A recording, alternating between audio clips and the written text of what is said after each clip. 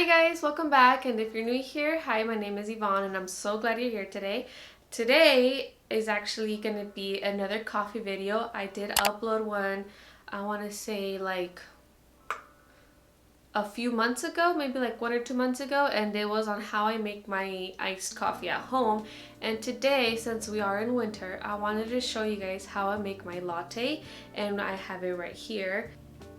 And hopefully you guys enjoy this video, and with that being said, let's go down to my kitchen. So we're downstairs, and last time we were here I showed you guys how to make an iced coffee using the espresso machine, and today I'm going to be showing you guys how to make a latte, which is pretty much the only drink I know how to make using the espresso machine. I do want to learn how to make other drinks like cappuccinos and macchiatos. I don't know, I just went blank, but I do definitely want to learn how to make different drinks, but I am going to show you what I do know. And just keep in mind, this is what has worked for me. This is what I do every time I do make a drink for me, every time I make a latte. So this is how I do it. Could it be wrong? Probably. So I always, do your research first, but this is what's worked for me. So I'm just going to go ahead and show you guys what I do. And it's pretty much the same thing, making the espresso, kind of like how I did last time. I'm going to just go ahead, first of all, I'm going to go ahead and put beans in my espresso machine.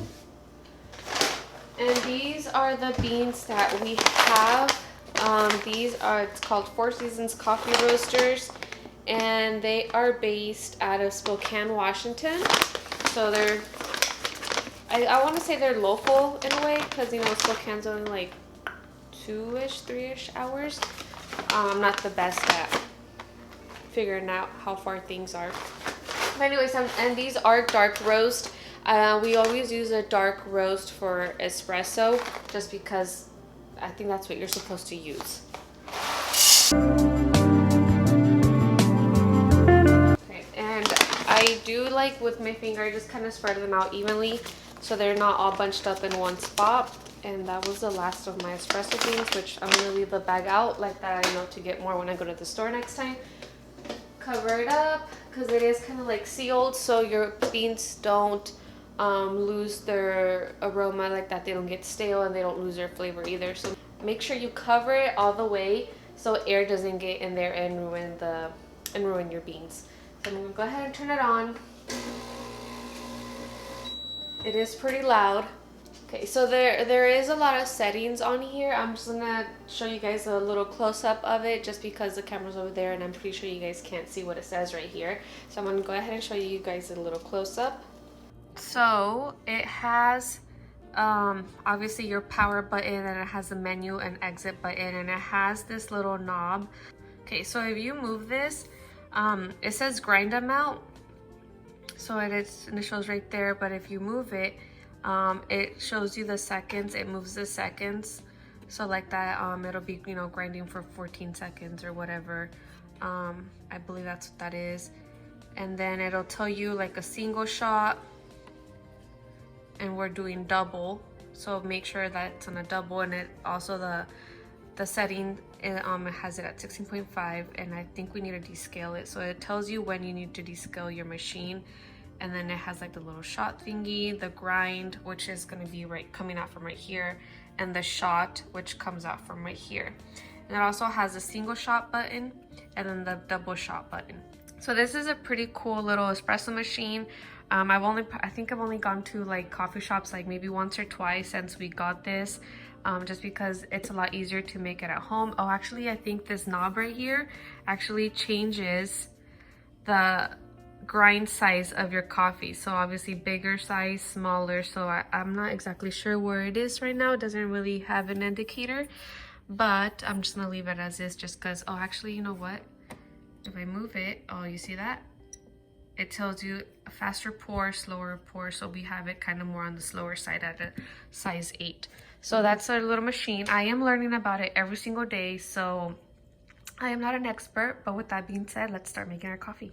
So the machine itself comes with different little things like that. You don't have to go out and buy anything. It does come with like its little metal cups that you can froth or steam your milk.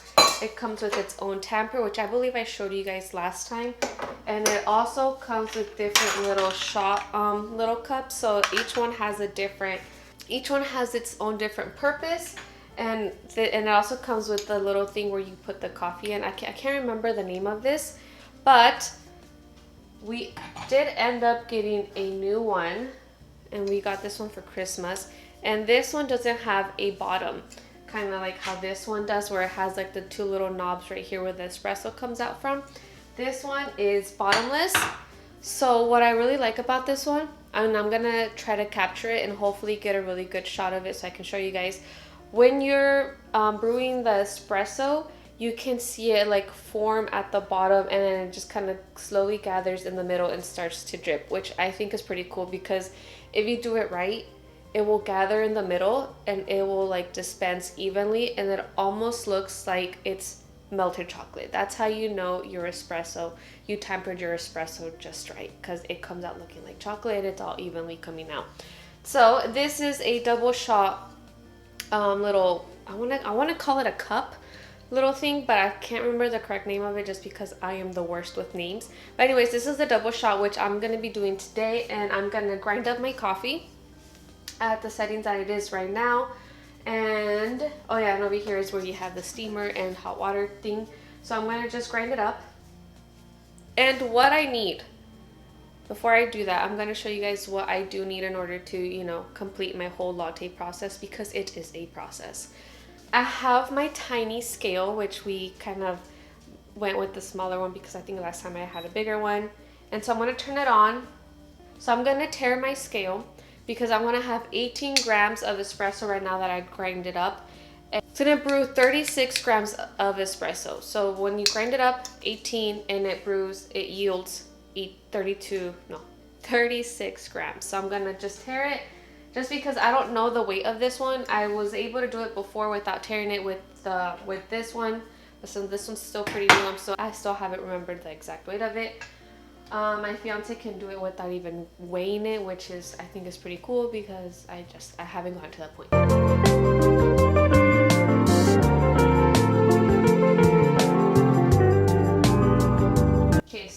So this is how it is.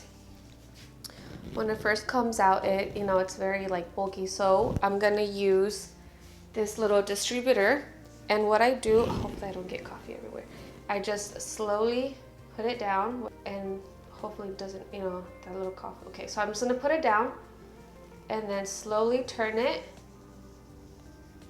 like once, and what it does, it just flattens it and makes it even. So when it comes to time to tamper it, and I'm gonna use this to tamper it, this one's actually pretty heavy, so when you tamper it, it tampers evenly versus it being flatter on one side. So when you do this, you want to try to keep your weight in the middle versus trying to lean it to one side.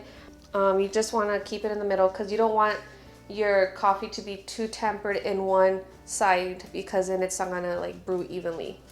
So there's a lot of factors that go into it, so I'm gonna just tamper it right here on the counter, just because it's easier for me. And it literally takes my entire weight, so I'm just gonna go ahead and clean the edges. I'm gonna pop it in here. And so once that's all in there, all that, I'm gonna just put my little scale right here, because remember, I want 36 grams of espresso. Okay, but anyways, I have my little cup right here. I'm gonna go ahead and set it in here. Tare it, just so you don't forget, which I did last time, I ended up forgetting. It's okay, so it's tared, it's at 0, and remember, I want 36. So I'm gonna go ahead and start brewing, which I'm going to do with the double shot button, and I'm going to press it until it's either to 8 or 10 seconds.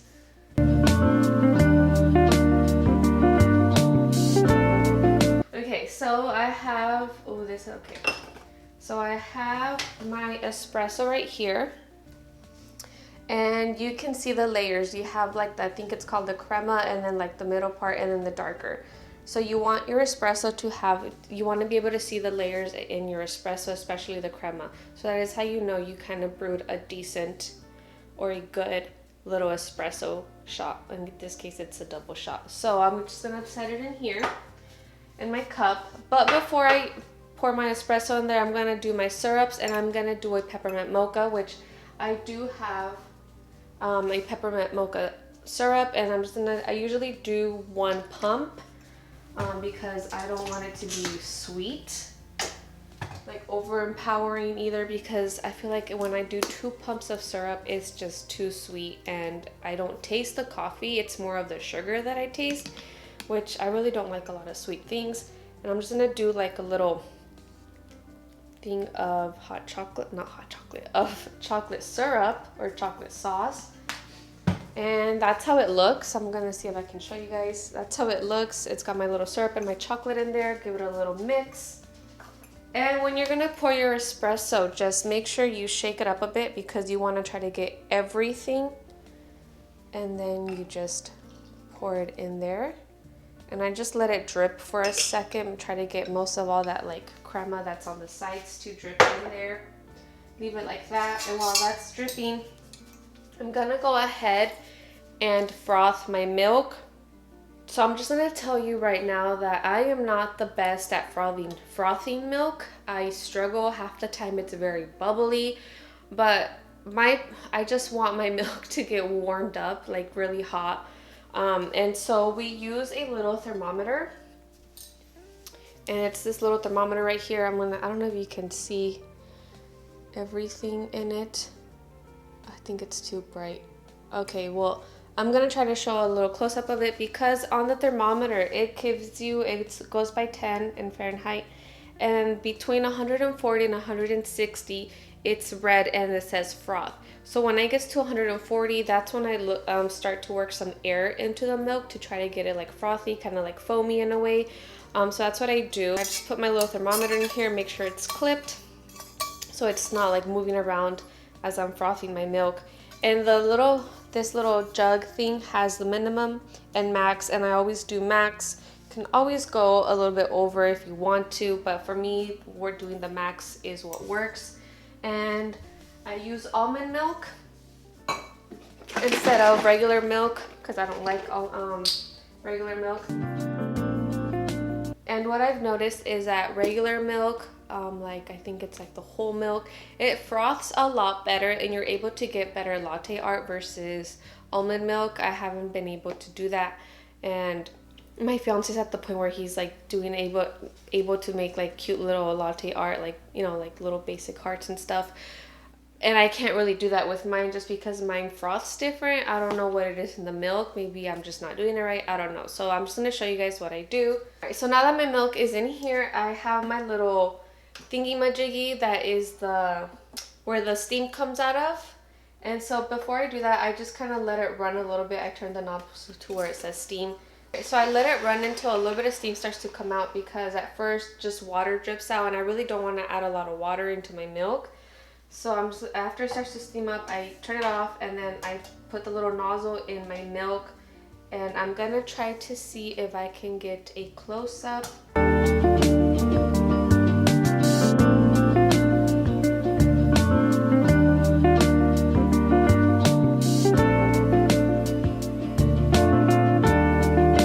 Every time I froth my milk, we have to clean the nozzle just because if there's milk in there, we don't want it to get stuck to the sides and eventually get burnt, and then you're gonna have like the burnt of taste milk in your coffee, and we just don't want that. So make sure. Okay, so we clean it, and then we will also wipe it just because there's like milk residue on there, and we want to keep our machine clean. So this is how the milk looks. I don't know if you can see it in there. Okay, since it's already frothed, I'm gonna just take out the thermometer and then I'm gonna wash it. And that's when I start to pour in the milk in here to my espresso, and I just do little circles. I'm not sure if you guys can see it. I just do little circles just so like the syrup and the espresso all get mixed well. And then I have some little foam, and I just do little circles and see whatever comes out. So mine's just very foamy, so I really wasn't able to get like a good latte art in a way, so I just got foam. But that's pretty much what I do, and then I taste it. And it's pretty good on syrup and stuff, so I'm just gonna leave it as is. And that is my completed latte. And that was a peppermint mocha latte. And obviously you can do it with any syrup. I think we have caramel, vanilla, pumpkin spice, and then peppermint mocha, the peppermint and the chocolate. So, and we also have chocolate. So anyways, all right, so that was how I make my coffee. It's a little process, I know, but I feel like with practice you start to get the hang of it, and then you also start to do it a little bit quicker. At first it would take me a while just because like I had to measure and then put it back in there again, measure some more, so it would just take me a lot longer than it does now. Obviously today it took me a little bit longer just because I was showing you guys and taking you guys along my little coffee making process. And I don't make this every day, because if I did, that's a lot of sugar and espresso, and so I only do it every now and then, maybe like I'd say like twice or 3 times a week. Mostly if I have time in the mornings before I go to work, I'll make one real quick. If not, then I'll just make some Keurig coffee. But other than that, like if I'm home one afternoon and I want coffee, then yes, I'll make some espresso. So it's not like an everyday thing. It's just like maybe like I said, twice or 3 times, sometimes 4 times a week. It just depends on how much time I have. But yes, so that was it for today's video. I hope you enjoyed this video. I really like to show you guys, and take you guys along like my whole little process that I do, whether it's coffee, my get ready with me, my getting makeovers, doing little makeovers with me. So I really like taking you guys along. And if you like this video, please go ahead and hit the thumbs up. And if you want to see more videos like this, go ahead and comment down below, like what kind of drink do you want me to make next? Do you want me to like challenge me? So comment down below, let me know what you guys want me to make next. And then thank you so much for being here today, and I will see you guys in the next video. Bye.